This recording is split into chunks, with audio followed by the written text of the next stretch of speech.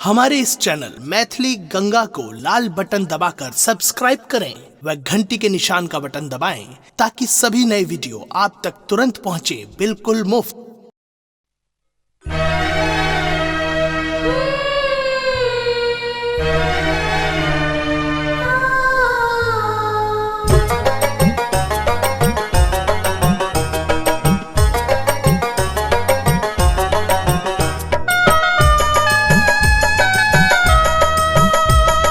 अपने सुन रहल छी गंगा कैसेट की प्रस्तुति।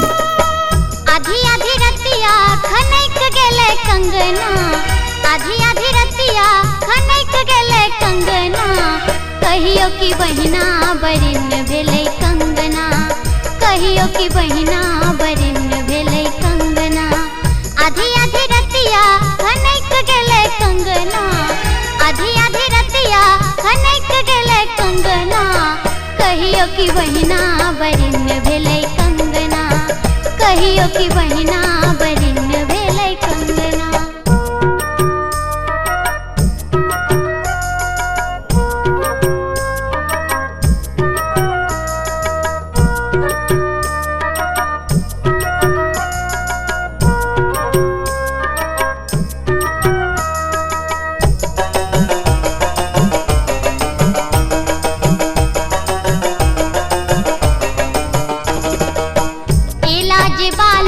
हमर परदेसी रखलो नियर नहीं बाजब बेसी, हो लाज बालम हमर परदेसी रखलो नियर नहीं बाजब बेसी। किछु जो पूछता तो मोरे डोलायब, किछु जो पूछता तो मोरे डोलायब, कतबो बेकल है तालोग नहीं आयब, कतबो बेकल है तालोग नहीं आयब। बदला चुकायब सतोलन जे सजना, बदला चुकायब सतोलन जे सजना, कहियो की बहिना बरिन भेलै कंगना, कहियो की बहिना बरिन भेलै कंगना।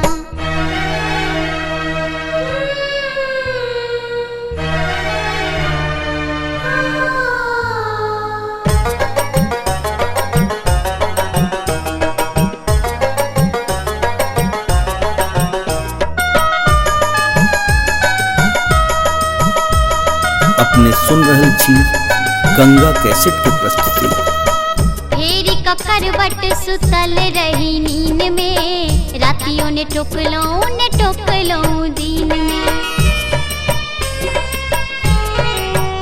ओ फेरी का करवट सुतल रही नींद में, रातियों ने टोकलो दिन में।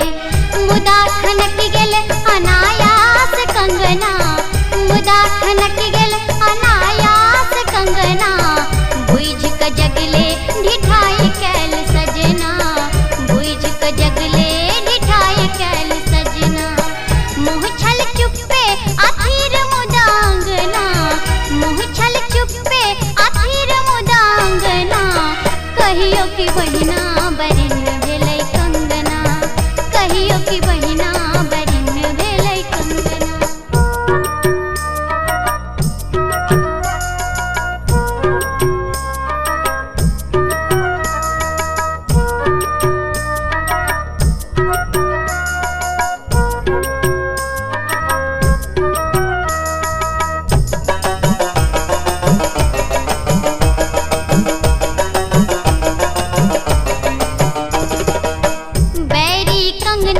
खनैक किया गेले बात नियारल मन ही रही गेले, ओ बैरी कंगना खनैक किया गेले बात नियारल मन ही रही गेले। सोचने रही किया भौकी गेले, सोचने रही किया भौकी गेले, मुँह मारल हमरा रहियो ने भेले, मुँह मारल हमरा रहियो ने भेले। बात छल झाँपल उघाड़ कैल सजना, बात छल झाँपल उघाड़ कैल सजना, कहियो कि बहिना बरिन भेलै कंगना, कहियो कि बहिना बरिन भेलै कंगना। आधी आधी रतिया खनक गेलै कंगना, आधी आधी रतिया खनक गेलै कंगना, कहियो कि बहिना